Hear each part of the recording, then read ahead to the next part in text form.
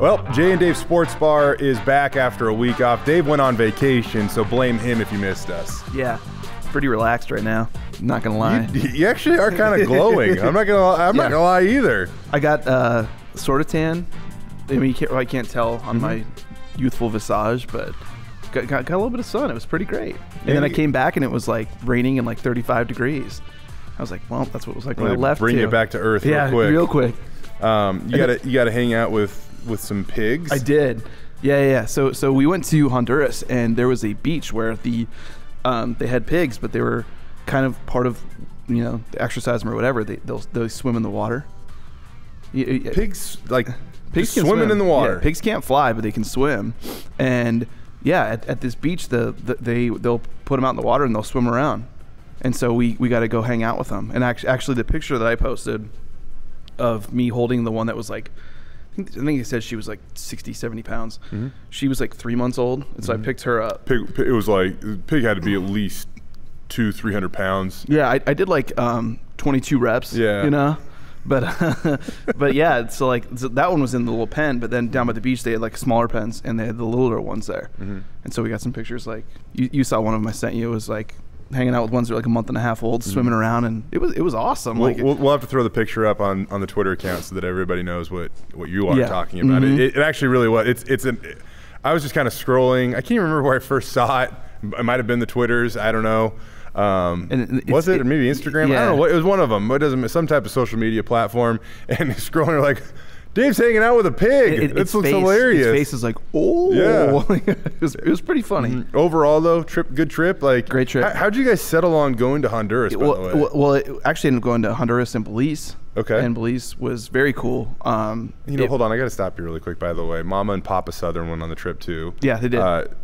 You and Lise, super cool, but they just have you guys beat. I'm so sorry. They do. They really do. Maybe not. Lise is tied with them. Right. You're just behind all of them. Yeah, it's kind of like where I hit in the batting order for the Mets. It's kind of that the power hitters go ahead of me. Mm-hmm. And so we went to and kind of went tubing in this cave that was actually used by like the Maya back in the day and stuff. Incredible. You kind of tubed around it, and this huge, vast, like the room we're in right now is about how big some of the little chambers were. Huh. Very cool. And there was, they had remnants of the pottery they used back in the day and all that stuff kind of in there. So it was pretty amazing. And always like kind of going to places that I hadn't been before. Yeah. Like our honeymoon, we went to the Dominican Republic, and just kind of going somewhere warm. And usually when it gets colder, like for me, I don't necessarily care too much. I grew up in Minnesota, and so like I was just used to it. But like Lisa always wants to go somewhere. Didn't you guys go to the Dominican about this time? It was December. Yeah. Okay. I mean, winter-ish. A couple years ago, but yeah. So it was an awesome trip. Got to see the fam and hang out with them. And, cool. And came back refreshed right in time for signing day. So kind of worked out. Actually worked out pretty perfect. I mean, the only thing over the weekend or really big newsy bits I missed was when they hired Venable as the running back coach. I beg to differ with you, by the way. I would have waited until after signing day to come back. That would have been the best. Probably the better, like the most ideal situation probably would have been to go after media day, but actually worked out, or signing day, and it worked out okay because signing day has changed so much, like where there's two of them and the December one's the big one, that it wasn't as like panic inducing where you're sitting there on like Monday or Tuesday going like, ugh. I feel like we all got to get together, and by all I mean us as media, all the colleges and all the high schools, and figure out how we want to approach signing day moving forward, because it is such a formality now. Yeah. And I'm totally cool with honoring the kids and celebrating all their accomplishments and stuff, but I also have to admit it feels weird showing up to a school and being like, okay, so when did you really sign? And they're like, oh, November. Yeah. Right. Oh. Okay. Right. Right. I hate to use him as an example, but and he's such a humble kid that he probably doesn't care one way or the other. Austin Bolt, though, we had people go. We were down in Las Vegas, but we still had other media from our station go down and cover him signing initially back in December. Right. And then it's like I can't not go talk to him yesterday. Sure. But we've kind of already covered it. Right. I just played it safe and went and talked to him because he's the best player in the state of Idaho from this year. What about the idea that there is a whole period where you can sign where it's like, I know some people say like, hey, if a guy wants to sign in October, he can do it. Yeah. And then the school can put it out and maybe have a day where they talk about it. Yeah. Maybe that's better. I don't know. I don't know either. You know? Or even like yesterday, like even just to like organize it and expedite things. Like maybe we go to Boise State and there's only the 5 guys on the board that signed yesterday. Yeah, instead of the 20. Instead of all 20. Right. And I get like you don't want to just acknowledge the 5 and completely forget about the 15 that you signed. Like I totally get that, but also for your sake, don't know. You had to ask about Bolt. I did. You're doing something on him. And that's what I mean. Okay, so maybe you still have the option, but when you see all 20 up there, you're like, well, I better ask about Werner, you know, or whoever, you know. And also, if you remember when we were in Vegas, not every single assistant coach was available. Good point. But I'm saying yesterday we had them all. So it's kind of, I don't want to say it's weird, but like it's like, yeah, I know you signed him 7 weeks ago, but can we talk about Samaj Werner, whose name backwards is Renrev James. I don't know. Why do you know that? I don't know. I was sitting there yesterday looking at his name, and I was like, when I was a kid, I would always like see what words are backwards, or like count the value of the letters. I was really cool. I just want to let you guys know I was a pretty awesome kid growing up. No, but sometimes when my mind would just wander. So I was just sitting there yesterday, and I was like, Samaj backwards is James. That's so funny. Isn't that weird? I can kind of relate in different ways. Like batting averages work for me. You know, like I was me new, too. Like, Sports, I was like, you know, two for 9, you're hitting 222. But then like, I could always like, okay, that's the same. If you're 6 for 27 though, you're hitting 222. Right. You know, you just do your little multiples there. Yeah, there you go. Well, when Harsin after his press conference, we were just kind of BSing with him a little bit, and we were talking about the numbers, the scholarships that they're at. He said they have 5 open ones. My math, I was just doing very simple, basic, like, okay, I counted 62 on the roster currently. They're adding 20, so I said 82. But there's some ways you can mix that up. Isaiah Bradford's going to gray shirt, and then there's other ways that like guys can count backwards the classes and all that stuff. And Harsin was explaining to us the math afterward, and I literally like almost glazed over because I was like, and even he's just like, he had to like really sit down and have it fully explained to him. Like, this guy can count back toward a class. A mid-year guy counts for certain things. You can only have 25, but it's a certain, and it's like, oh my God, you know, it's so the sports math. I know they can knock us, you know, the news people and whatnot for being sports guys, but my God, you got to know weird math. You got to know business. You got to know economics. You know all this stuff. That's what I like about sports. Seriously, we're diverting sort of because we're talking about numbers, but. You know, I mean, that's what I like about it, and we experienced it yesterday. You know, this class is a little. I want to say that it's interesting, but that's probably not the best way to put it because it's not like the most interesting class they've signed, right? Yep. They're very set long term at quarterback and running back, and usually those are like 2 of the positions, and wide receiver for that matter. And for whatever reason, it's like those are the positions that usually kind of get a lot of attention or shape people's perceptions of how a recruiting class was. At the end of the day, it might not matter, but those are just like the easy things to cling to because they have the sexiest stats. How many yards you throw for? How many yards you rush for? How many catches you have? Like, I mean, it's so easy to try to assess the value to those guys because we can all understand their statistics. Yeah. When you recruit, you know, offensive linemen and defensive linemen, and really even guys that tackle at the high school level, like it's not like those numbers are just like flying out and readily available and allow you to like really peg a guy. Yeah. So for that reason, it's kind of the route Boise State went with this class, and it doesn't seem like, you know, the quote unquote sexiest class in the world, but hey, they got some meat and potatoes and did some heavy lifting in there. Well, your analogy was very close to what I was going to say. It had steak, but no sizzle. Yeah. I mean, think about this. You talk about the previous class, and you have Holani and Bachmeyer, guys that were very highly touted guys at very highly touted positions. And they deliver. You see those names, and you just feel comfortable with that being a part of the recruiting class. 4-star guys and whatever. Yes. And so of course that's going to stand out to you. This class, they don't get a quarterback until late. And a guy that is as mysterious as anybody they've signed, you know, maybe other in my life covering this team than Darren Lee. Darren Lee was a guy who signed, and no one had heard of him. He, you know, in the infancy of recruiting sites, he didn't have a profile. On signing day, they announced him. Louis was a little weird. Similar, wasn't he? Though he was a walk-on. Yeah. But good point. Darren, they were like, yeah, this guy you've never heard of and doesn't have like a recruiting profile, and his bio's like 2 sentences long. He's also going on a mission, and I'm like, that guy's never coming here. Lo and behold, he's a cop here. Yeah. But you know, I think that's part of the reason with this class is like they did get a quarterback, but it's a guy that the coaches literally have not seen in person in 2-3 years.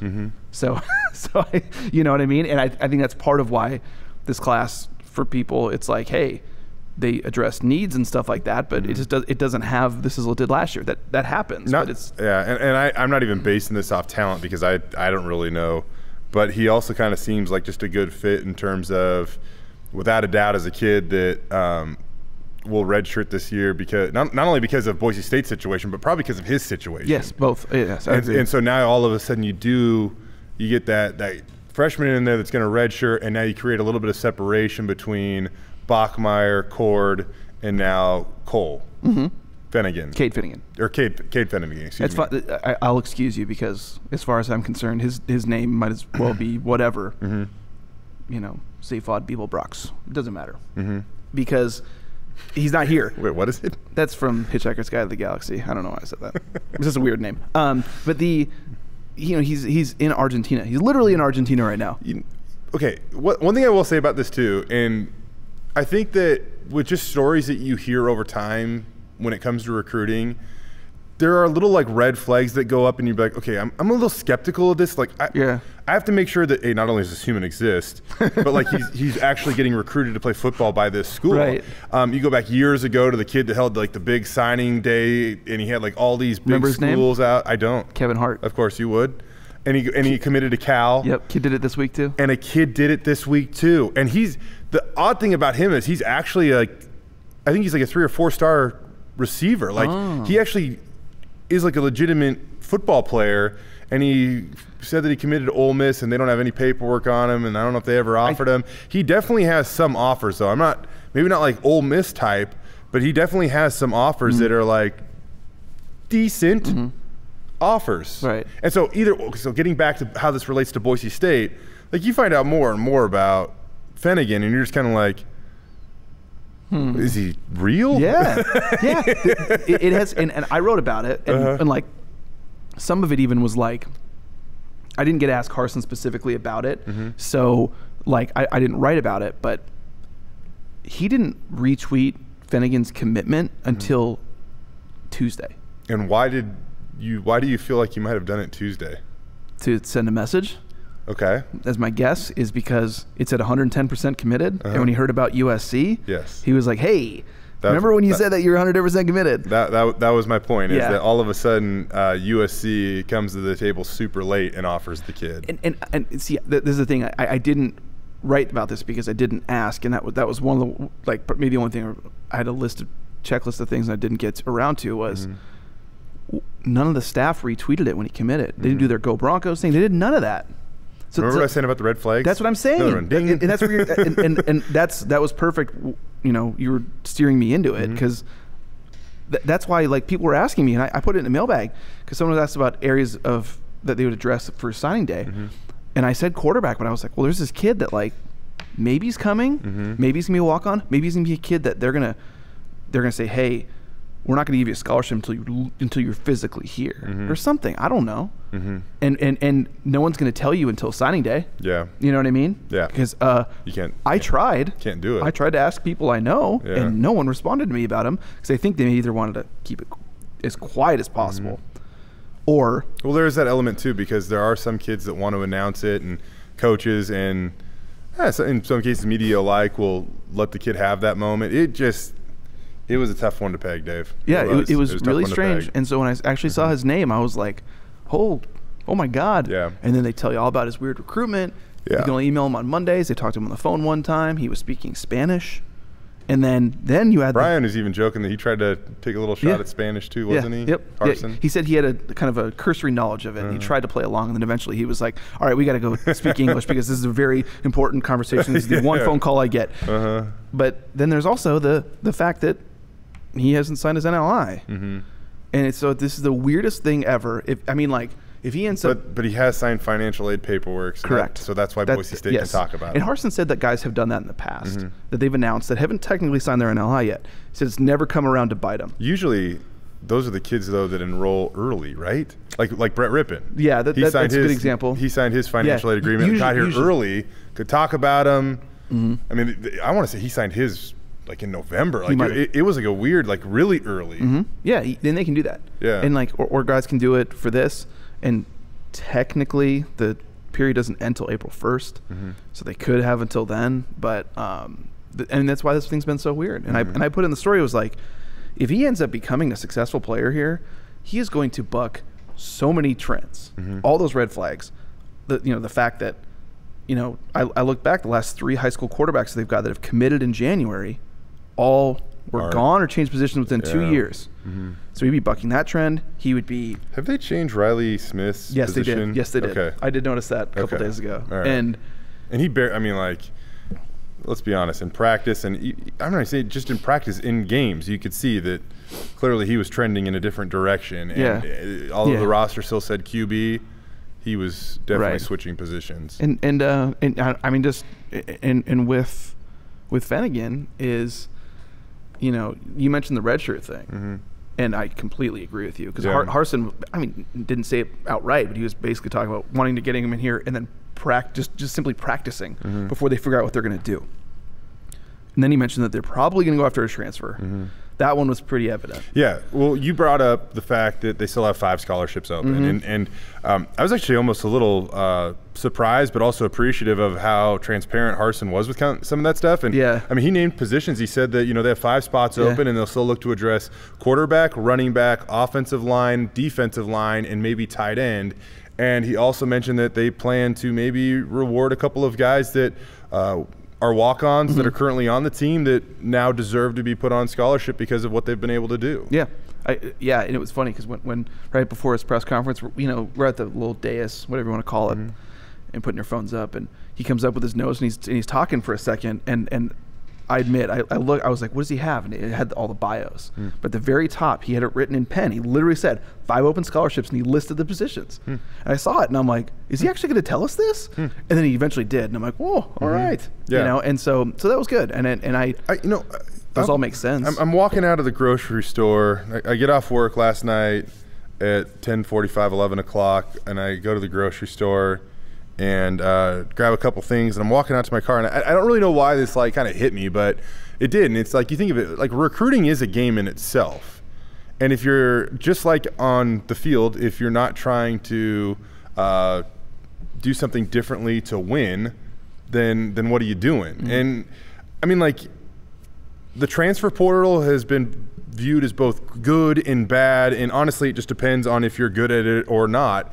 And one thing I will say about in this case, like, I do think that you should slow down and maybe think of the transfer portal a little differently these days. And by leaving open scholarships, Harsin touched on this about quarterback, but I think it applies for a lot more than just quarterback. Yesterday's a big day for a lot of people throughout the country, and it's not just the ones signing the letters of intent.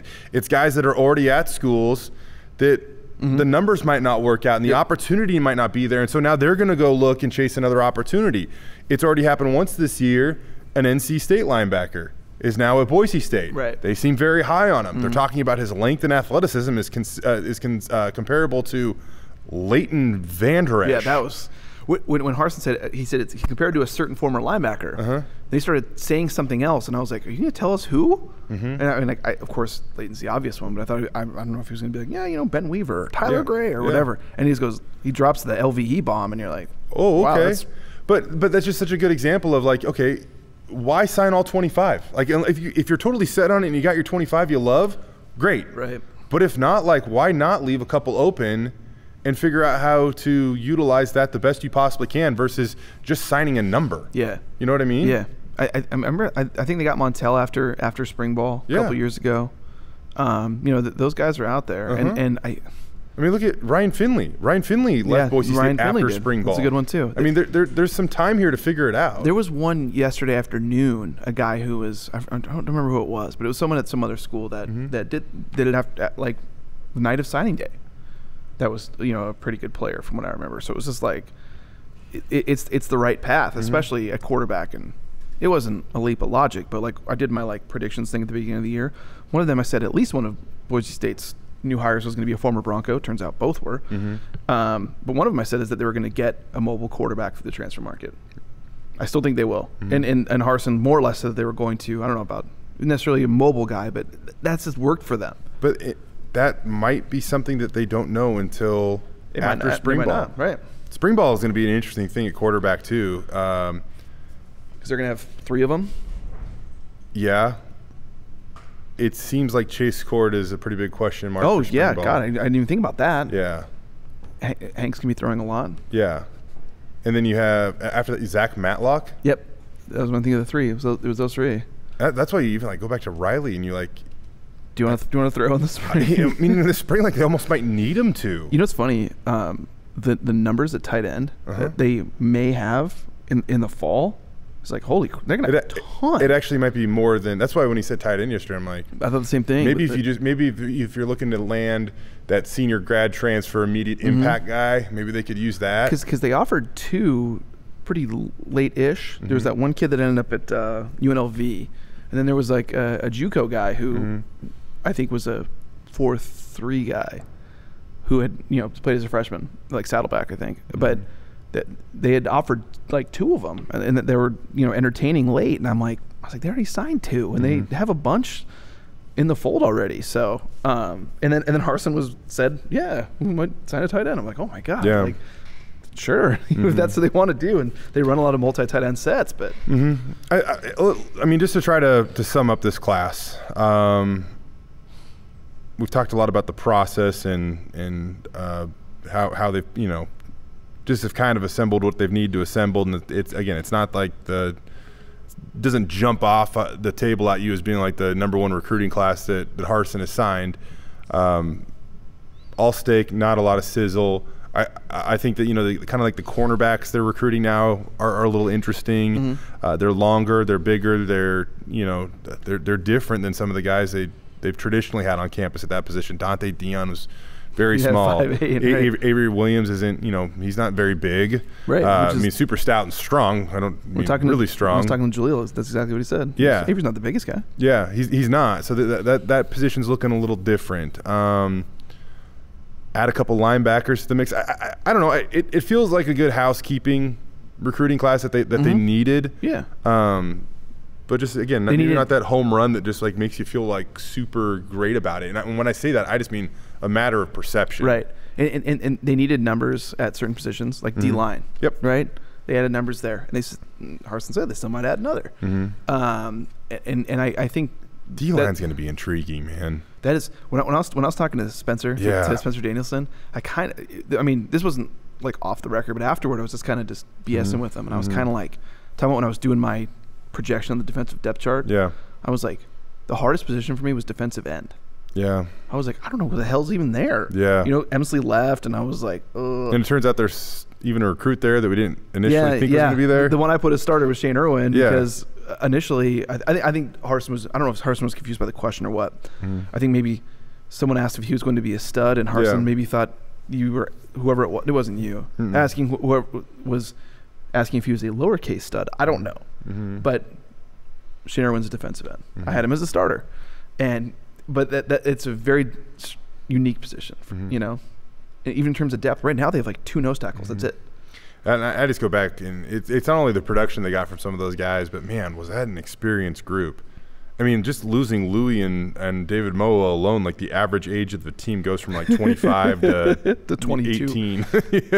and by the end of the year, I mean, Hitada was maybe as good a defensive, probably their best defensive lineman by the end of the year. He had 13.5 tackles for loss. I mean, Chase was super consistent and made plays and was durable for the most part.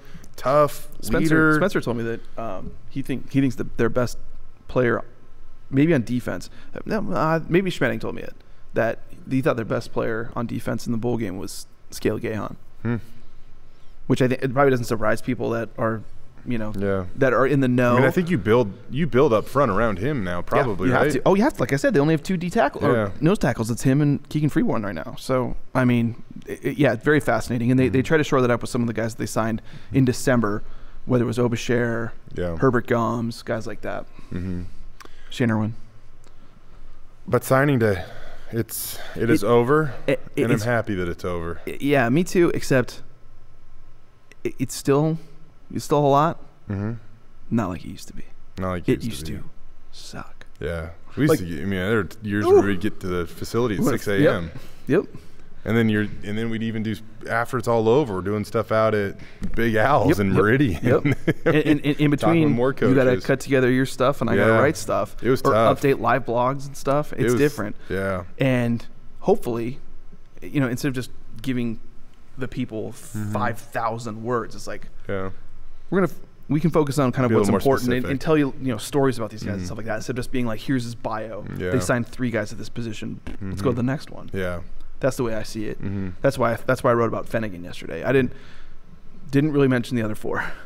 Sorry, but the by far the most interesting thing was Cade Finnegan. Yeah. And I wrote about Brock Miller earlier in the week. That's gonna be a good addition. I'll just say that. Just talking to coaches, talking to him. They seem very high on him. Talking to the former NC State D coordinator. Just he's gonna fit in here, and I don't think that they're necessarily relying on it, but their DC the former NC State DC had told me that the thing that he really liked was that Miller was a guy who would help the young guys out. Yeah. Which, that'll be a role here. But you know something funny about him really quick? And as long as we're telling like funny little stories, his position coach at NC State is the oldest position coach in college football. And he goes to like one of the youngest. And now he goes to the youngest position coach as of last year or whatever in college football in Zach Hill. Zach Alley. Excuse me, Zach Alley. I mentioned to Zach, and Zach goes, "Yeah, he definitely brought that to my attention right away." but but Zach had mentioned it to me. He goes, "There's also a lot of other guys that are in that group that are older too. So it's not like they're bringing him in like we need you to do all this." Yeah. Oh, I think it's a big. They want to find a little more depth at that position, rotate some bodies, and keep guys fresh. And he's like, then maybe we don't have to play Riley Wimpy. 92 snaps in a game or something. Right. So, yeah. And I think he was. I think when I talked to him, he talked about using him in multiple sets and stuff like that. You think about it. Yeah. Maybe I'm just. I don't want to say I'm being ignorant about it, but I know there are some fans that are very concerned about linebacker.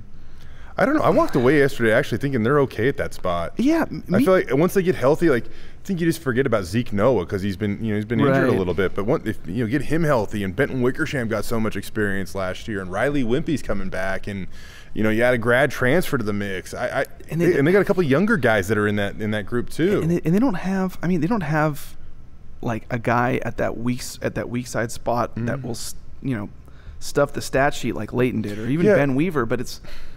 I don't know. I don't know how important that is, how huge that is, because their rush defense was still fine last year. And it was pretty decent. I mean, helped by that D-line. So maybe if you're projecting, saying, the D-line's going to be a little green, you need the linebackers to step up, so be it. Josh Booker-Brown was the defensive scout team player of the year. Okay, another linebacker. Yeah, Ben exactly. Wickersham, he'll make an impact. Ben Wickersham started. And you mentioned those 2 and Noah. That's 3 in the middle right there. If you got Riley Wimpy and you got Brock Miller at weak side, you can throw in Brandon Hawkins. Those 2 spots, if those are the base 2 spots at linebacker, you're pretty well set. I think that it goes back to, it's almost like when Kellen played quarterback though. You see peak Leighton Vander Esch, and he just kind of ruins it for the next couple of years because that's who you're going to compare whoever plays that position to, and it's like that's not normal. Right. Kellen wasn't normal. Leighton Vander Esch wasn't normal. If anything, Ben Weaver had a couple of really good seasons. I want to say his junior year, his tackle numbers dipped, but his sophomore and senior years, he was right around the 100 tackle mark. And that's a guy. I think that's who the comparison needs to be. Is like in terms of if you find a really good guy, you compare him to him. Yeah, right. Right. And just because he didn't go on to NFL success doesn't mean he wasn't bad. Leighton was a first-round pick. I mean, he's tied for the highest defensive player drafted in school history. In that story I wrote on Kellen, the one of the best quotes was from Grant Hendrick, who said, I want to put it the nicest way possible, but Kellen ruined it for everyone else. Leighton kind of did that too. Yeah. But again, and then we, try to think, there were 3 guys. So we mentioned Miller, Finnegan. Earl's the corner. He's the taller one. Earl the Pearl. 6'3". Yep, 6'3". Listed at 6'3". He'll show up at 6'2" or 6'1". Yeah, it's kind of funny. I was joking around. Yeah, that's actually probably a good point, Dave. I was joking around with some of the position coaches though, and I was kind of asking about that because now they they do have some depth at that cornerback spot too. You get Jalen and Avery back, two senior starters. Tyreek LaBeouf and Markel Reed were really impressive as freshmen last year. Tyreek was a redshirt freshman. Markel was a true freshman. You really like what they're kind of doing there, and now they add a junior college transfer that maybe bridges the gap or something. But I was still kind of alluding to the fact like maybe one of those guys moves, and I mean 6'3", 195, yeah, add 10, 15 pounds and you're a safety. Heck, DeAndre Pierce is smaller than that and he's a safety. You know what I mean? So I didn't know if there was a plan there to maybe move some guys around. There's not. They want to stick them there. Earl's a cornerback. And it was you know, we all have our own frames of reference, right? Mine is very black and gold, not the team in Moscow. Mine is the team in Boulder. But I was talking with Jaleel Brown, corners coach, former Buff, very good player at CU, played in the NFL. Yeah. When I mentioned, I said, hey, you signed this corner, this kid that's like 6'3", from this JUCO in California, blah, blah, blah, blah. And he just looks at me and goes, who do you think that reminds you of? I was like, Akella Weatherspoon.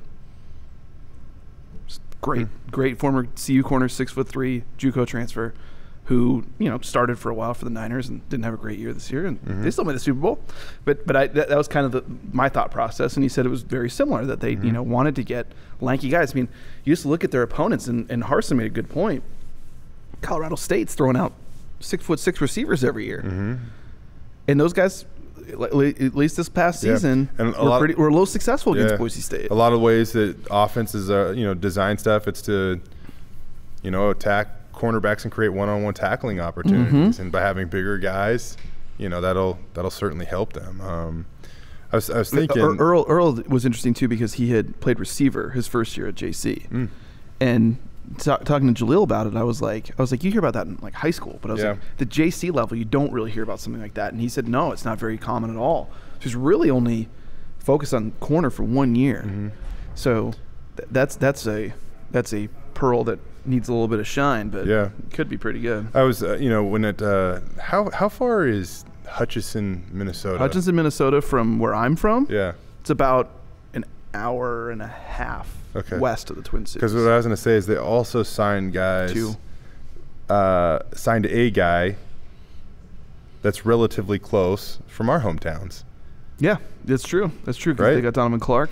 And then, Donovan Clark from Lincoln High School in Tacoma, Washington. I was joking around with the guys. I was like, who had the opportunity to go recruit Lincoln High School? And Harsin goes, Harsin just goes, me. Yeah. You asked him. I got a story about Lincoln. Okay, here we go.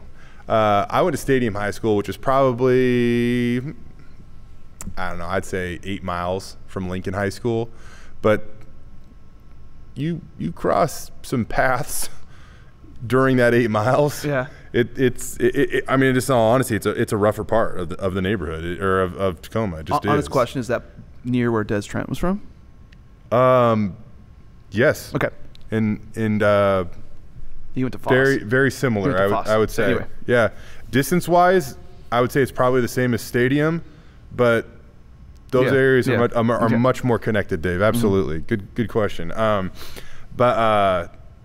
Man, just to get, like, I'll never forget, junior year, we're going to play Lincoln. Bus ride over, right? Our bus driver sideswipes a car about 2 miles away from Lincoln, right? Yeah. And she's like, we got to pull over, and I got to wait for your police to get here or somebody to document this, because the driver, we couldn't, you know, it's not out there in the car. It's just parked on the side. And so we're waiting there, and a couple of guys walk out from like behind the corner of this building. And I mean, I could tell immediately, like, this is not a good situation. And so one of them kind of starts to, you know, reach for something, and I'm like, what is going on here? We got some guys on the team that are 17, 18 years old, and they have no problem talking. Right. So they're, you know, popping the windows down. They're yelling at this guy. Okay, after a couple of minutes, this guy tries to get on the bus. Oh. Yeah. And so he begins trying to, like, push his way back through the alley. Oh my God. And I'm like, what is going on here? And so eventually we get this guy off the bus. Yeah. And our coach just finally looks at the bus driver and is like, I don't know what we can do right now, but we can't do this. Yeah. And so she eventually shuts the door, and we head out. But it was like just about the most interesting thing ever. And then the other story I will tell you about this, I got tackled during the game, kind of got pushed out of bounds, and there was a little bit of a group of people that, were piled on top of each other. I'm just trying to I say kick, I'm just trying to get some momentum so I can get back up. And I accidentally ended up kicking this guy in the side, and I got flagged for it. And it was honest to God, it was a mistake, was not trying to kick a guy. But I got a personal foul for it. Anyways, turns out it was the guy that I was lining right up against, and next time I lined up across from him, I was playing wide receiver, he was playing cornerback, he looked at me and told me he was going to stab me. Oh, my God. Yeah. Yeah, so that was Lincoln. I will say this, too. I got to add this. They were very bad at football back then.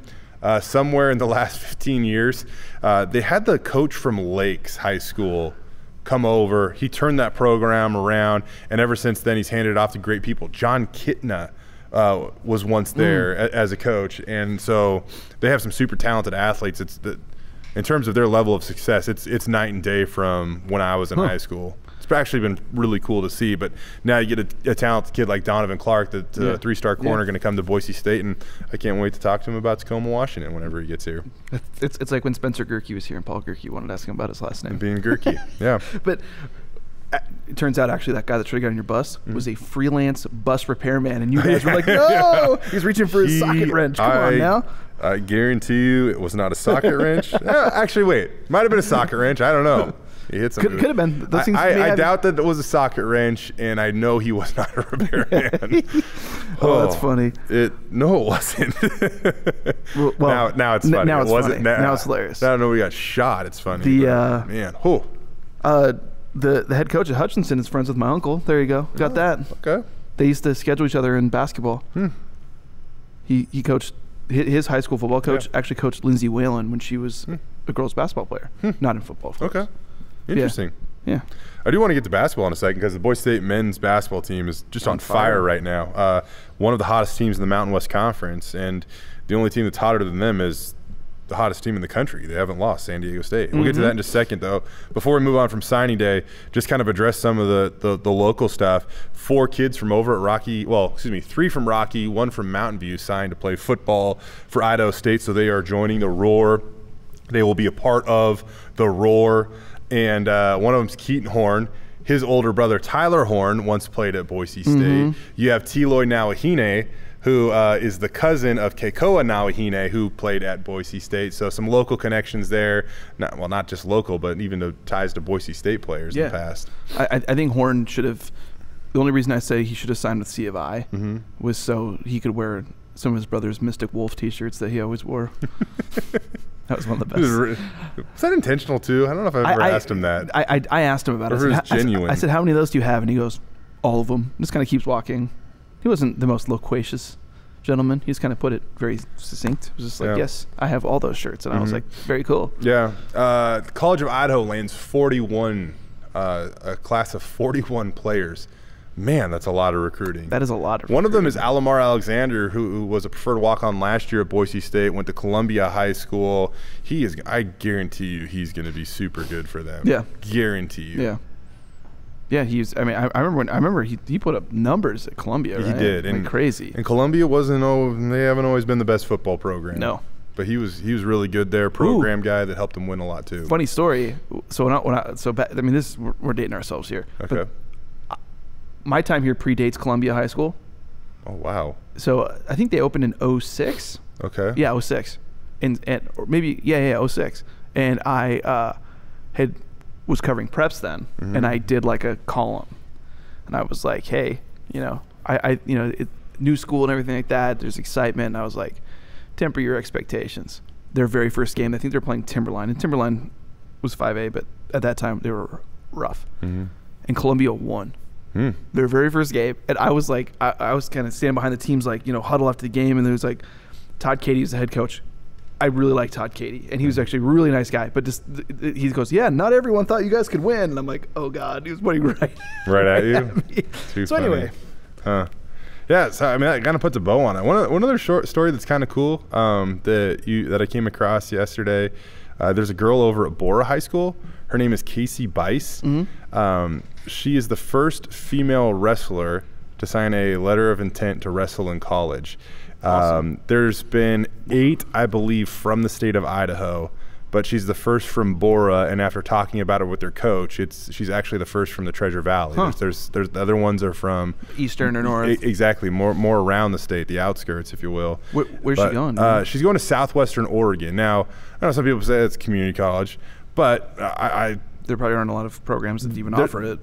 True, and it's pretty cool to be the first. Yeah. I mean, in this local area, so good on her. And, obviously, she's hoping that opens the door for more. And just chatting with her a little bit, when she first started, she had to wrestle guys. Yeah. And now sports throughout the Treasure Valley, female girls wrestling throughout the Treasure Valley is growing. Yeah.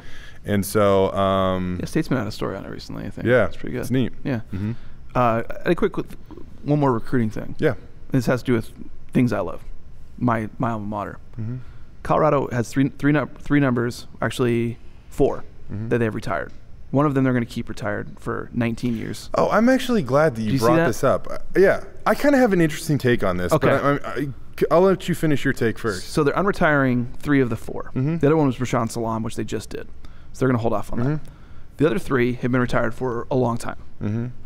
And Anderson, Romig, and White. And the way that we all found out about it was they signed a running back from New Orleans named Ashad Clayton, who is very highly touted. Mm-hmm. And he was posting pictures wearing number 24, and everyone's like, no one's worn that since Byron White in 1937. Mm-hmm. And he later tweeted, he said, thanks to the White family for letting me wear number 24. And everyone's like, oh my God. Like, okay, he really is that touted. Mm-hmm. And then they mentioned the other 2 are going to get him retired. And basically the plan is that they're going to wear them, but they're going to be a patch on the jersey, kind of like actually Clemson does it, where it like honors that person, where it would like say like White 1934 to 37 on it, something like that. I was just wondering, I know for some people, I know some people hate it. Some people think it's kind of cool. You said you have a take. I've never been in the position to have my jersey retired. So those that have their jerseys retired should be allowed to do whatever they want in this situation. I kind of love it. Okay, I will say all 3 families signed off on it, and that's what, and that's why, like, if all 3 of them signed off on it, if they're still going to honor the retired, I guess it's not a retired number now; it's a retired jersey. I don't know. Right. If there's still it's an honored number, whatever you want to call it. Honored number. Okay, we'll go with that. If they're still going to honor that on the actual jersey, I love it. Right. And one thing, this is going to kind of hit. This might hit hard because of what happened to Kobe Bryant recently. Sure. And you hear Mark Cuban says that nobody's going to wear 24 again for the Dallas Mavericks and some other teams. And actually, there's been a number of players that have proactively just retired the number themselves. Spencer Dinwiddie did that. Yeah, and he switched to 26. Yeah. And I believe from 8. You could interpret that a number of ways. 2 and 4 added up. Wait, what was that again? Sorry, 2 plus 6. 2 plus 6 is 8, which was his old Kobe number. Or I was just talking about us being good at math. Yeah, I know. There's another way though to honor Gigi and Kobe in the same one, and I can't remember how. Oh, still, it's actually the same math. 2 plus 24 is 26. Right. So Gigi was 2, Kobe was 24. Right. It equals 26. Right. Sorry. This last week, we did a half-hour special on Sunday Sports Extra about the local impact of Kobe Bryant. I watched it. It's very good. Put a lot of work into that. When we set out, we thought we were just going to kind of do a couple stories, and then it turned out there were enough ties that it could turn into a half-hour special, so we went that route. But, talking with Abu Kijab over at Boise State. Yeah. Again, we're going to get to Boise State basketball in a second. He says that he wears 24 in honor of Kobe and that he will continue to wear 24 in honor of Kobe. And I kind of like that sentiment, man. Sure. I really do. And you're not desecrating it. If you're honoring it. You know what I mean? And clearly he is a guy that is understanding of what the number means, and it has meaning to him. And if that's the reason you wear it, I almost promote that. Let him wear it. If that's the case, if you're thinking of this guy and he motivated you and he was your superhero, and I say superhero because 3 of the 4 Boise State basketball players I talked to last week called Kobe Bryant their called Kobe Bryant their superhero growing up. Yeah. I just I mean that was when I wrote my feature on Curtis Weaver before the season. Curtis's favorite, the most inspirational figure outside of his own family was Kobe Bryant. Even though he's a football player, that was his. Yeah. So that was actually kind of what I thought of. When you talk about all the different ways you can go with that story, you probably had to do it that way. Yeah. If you tried to do it in one, it would have been impossible. It would have been. Yeah. And so I don't know. Getting back to that, I love the way that again, the families have signed off on it. They're still honoring the guys who brought great success to that number and recognition to that number. They're still recognizing those guys on the jersey. I kind of love it because, again, I've never been in the situation to have my jersey retired before, but I just think it'd be so cool after you brought life to this number that you return one day and some other kid is trying to work hard and have success in that number because of what you did in that number. Right. I think that'd be cool. Like I mean, look at the All-Star game of the NBA, for example. They're all wearing 24 and they're all wearing 2. I love that. Great, it's great. I love it. Yeah. All that it means in Boulder is Shaw Clayton's going to be a Supreme Court justice because that's what Byron White ended up being. So, and actually, one of those numbers that's being unretired is unofficially retired at Boise State. 11. Yeah. So okay. So hoops. You brought up Kobe and everything like that. This is a transition in our business. Go watch that special on watch it. YouTube. By the way, it's at the KTV I watched YouTube it. page. I watched it. The basketball team. When I wrote like my mid-season story on it, like it was at a point where it was a turning point a little bit where I was it was a turning point. It was right before the Utah State game, and I was just kind of like God, this could be rough. It could be, or well, if they get a couple of these games for 38 minutes it was, or 36 minutes it was. Right. So like right before that, and it was just kind of like, ooh, this could be tough. Like they could be like a 7 seed. They've been really good since. Yeah, they're now the 2 seed in the Mountain West. Man, I've been impressed because a lot of the stuff that Rice has talked about grinding out games or whatever, winning closer games, which they did at Wyoming against a not very good Wyoming team. And it's so funny, Dave, because people will say that, and Wyoming hasn't won a league game this year. No, I don't think so. But last year, that is a game they would have lost. Yes. 100%. Yes, and so it just shows that their growth and their toughness, and they're getting there. Yep, and they didn't have Abu in that game, right? And so great point. They're down not just a starter, but a very good starter. Alston had a crappy game, and so I mean, the depth is starting to show up, which Rice, I don't think that wasn't always the case here. No. I really don't think it was. I mean, look, at the end of the day, Alex Hobbs was the savior of that game. He scored a career 24 points. Talk about depth, and he did it off the bench. But even I'd go back to even the first half. Like Max Rice could be viewed as the savior of that game because without his 12 points in the first half, without his 4 first half 3-point field goals, both of which were a career high for an entire game, without that, things would have been pretty despair at halftime. You would have. Who knows how it changes? If you feel like you're constantly not quite getting ahead, who knows how it affects you? And that grind that Wyoming puts you through. I mean, like 6 points in that game feels like 12 points in other games. Yeah.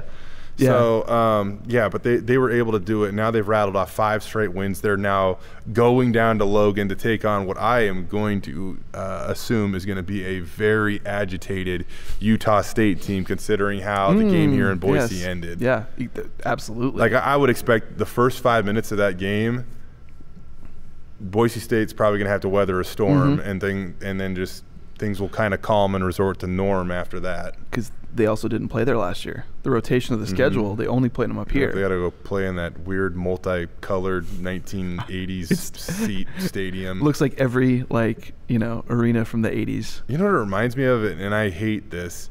It reminds me of the can of vegetables. It's got like peas and corn and like little PCBs? bits of carrots in it. And they just threw it up in the stands as a paint job. Looks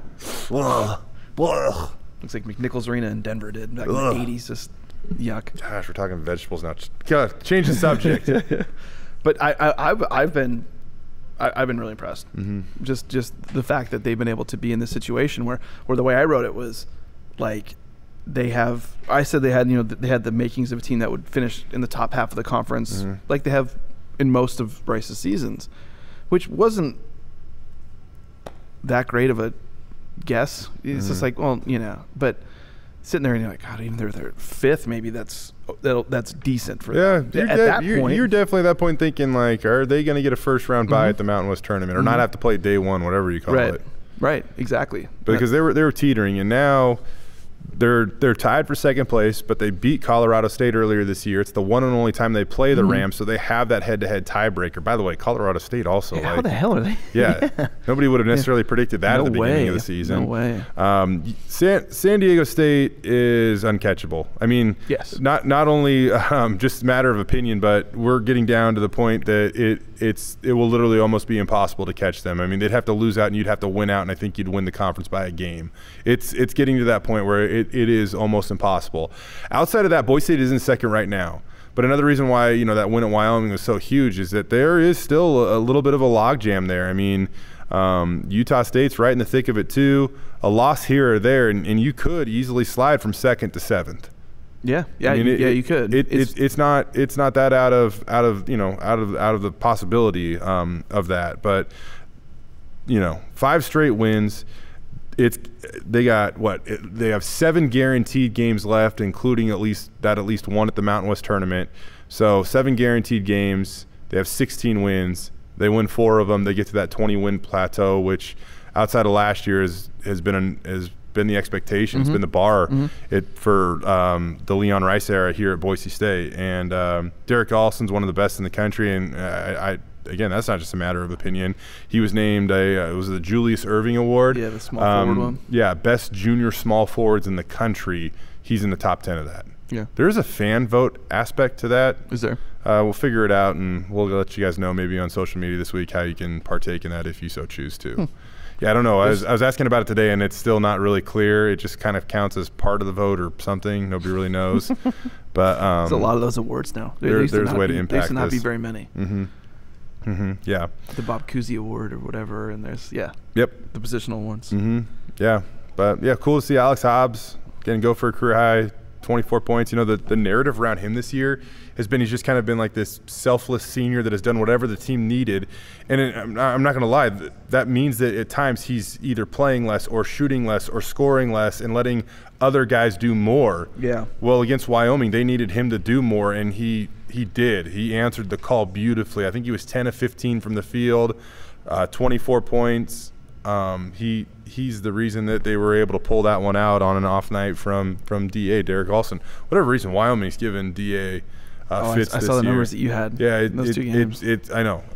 You wonder if it's a typo because he's truly been one of the more efficient scorers in the country this year. It could be that system. Yeah, Wyoming packs the lane, and it's just been a couple of tough games for Derek Olson, who's number 2 in the conference in scoring. Does Wyoming's style, talking about men's basketball and football here, fit its location better than anybody else in the country? 1,000,000%. I don't think it does. Yeah. It is just like we're going to punch you in the stomach 45 times. And it's like, unless the Hawaii basketball team moves their court to the actual beach.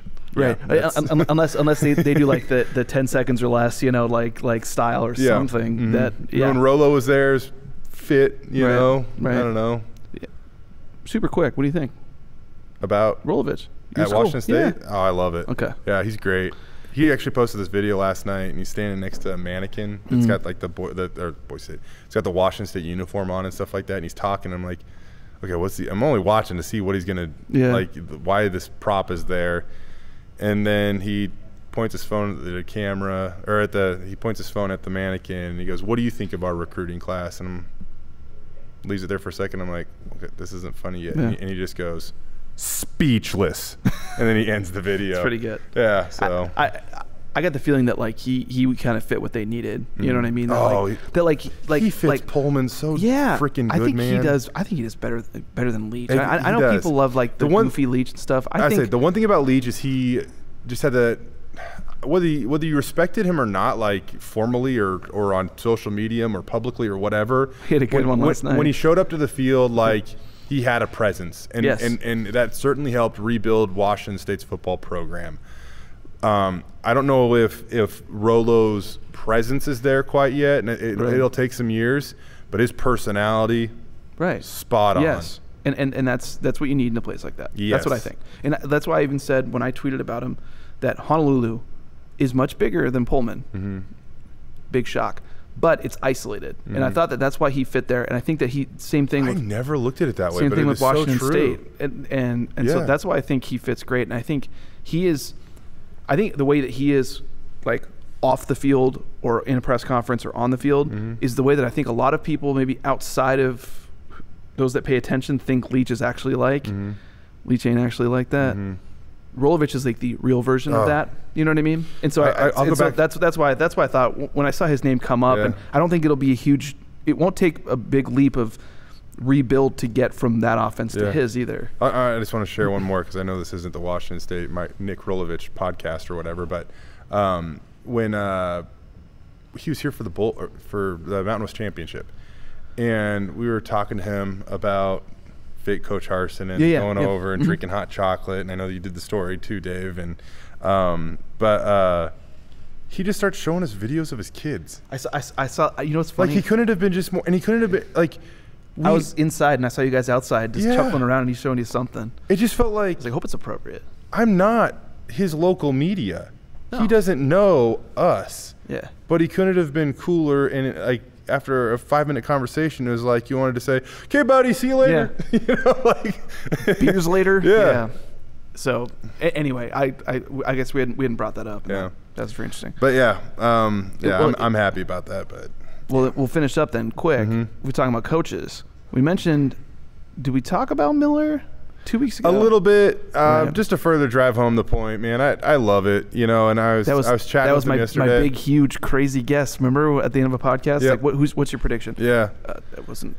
I know we spent some time on it, but yesterday we did have the chance to chat with him for the first time since he did accept the job, and he's so happy to be back at his alma mater. And he married a former Boise State volleyball player. You know, he's going around town. He's like, this she's place as excited as he is. Oh, I think so from what he too. told me. Going around town, the place has definitely grown up since he left. But he had Which such is so great weird, experience. It hasn't been that long. It hasn't, but you're right. But it's grown. You are right. But he had great experience as a position coach, as an offensive coordinator at Montana State. Now he brings back that knowledge and confidence from doing it all to Boise State. And when I was talking with him yesterday at the beginning, I was joking around with him about being the all-time catch leader at Boise State. 244, nobody's done more than you, caught more than you. And then we get through our conversation. And at the end, just to tie it all back together, I said, Matt, you know, when we first started talking, we said that you have 244 catches. You're the all-time catch leader. How cool would it be to coach somebody up to break that record? And he was all about it. He goes, I'm not about records. I'm about wins and losses. And he goes, if I can get somebody to break my record, I couldn't be happier about it. Huh. So, but then I know, speaking of couldn't be happier, you probably can't. You probably couldn't be happier with the decision at running back. Oh God, yeah. Venable's been a dude. You know, he's been a someone that I have enjoyed covering, and you know, someone that I have been able to have a good relationship with, you know, when he was here, when he was in the NFL and the CFL, when he would come to practice and wasn't even coaching, into when he's been coaching. He, you know, it was outside the box, the hire. It really was. And I think there's, you know, it's fair to ask questions about it. But I think that in terms of what we've talked about with Brian Harsin, and what I've talked about is no one is going to care about Boise State more than Brian Harsin. You can critique his coaching style or whatever. That's fine. No one's going to care more about Boise State than him. Yeah.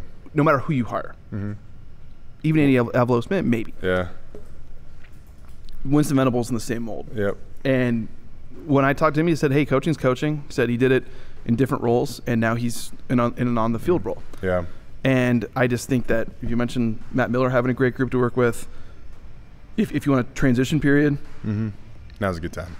Having Van Buren, Mahone, George Halani in your group probably makes it a little easier. And that's kind of what I asked, kind of asked him about that. Yeah. He said, yes, those guys will make it. Will help me. That's basically what he said. And it was an interesting hire, and we'll see how it works out. But I think with what they're trying to bring, the energy and all that stuff, it fits to a T. I agree. Dave, it's been fun having you back. Glad you're back from vacation. Great to be back. We'll get back on the normal rotation now moving forward. Yep. Spring ball's not far off. The NFL Combine's not far off. So much more to still talk about in the coming weeks. State basketball, all that stuff. And I'm going to wrap it up with this. Talk about Winston Venable. You hear that he is energy, breathes life into the program. And I can say that we hope that we have done that for you guys the last hour or so. Yeah. And an hour each week. Yeah, exactly.